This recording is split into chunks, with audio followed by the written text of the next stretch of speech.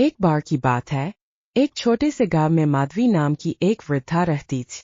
वह बहुत गरीब थी, लेकिन ईमानदारी में उसका कोई मुकाबला नहीं था। उसका घर एक टूटी फूटी झोपड़ी थी और गुजारा करने के लिए वह जंगल से लकड़ियां इकट्ठा करके बेचती थी। एक दिन माधवी जंगल में लकड़ी बीन रही थी, तभी उसे एक सुंदर चमकती हुई छड़ी मिली। जैसे ही उसने छड़ी को छुआ, एक जादुई परी प्रकट हुई। परी ने कहा, माधवी, तुमने मुझे इस छड़ी से आजाद किया है।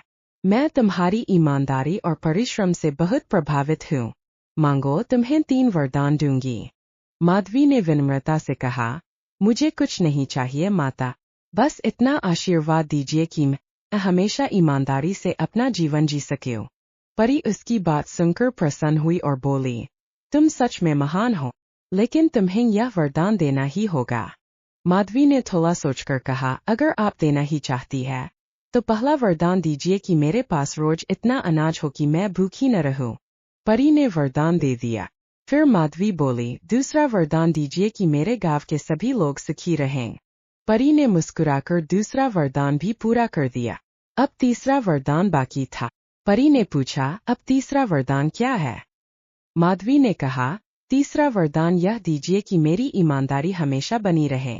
परी ने आशीर्वाद देते हुए कहा, तुम सच में एक सच्चे दिल वाली महिला हो माधवी, तुम्हारी ईमानदारी ही तुम्हारी सबसे बड़ी ताकत है।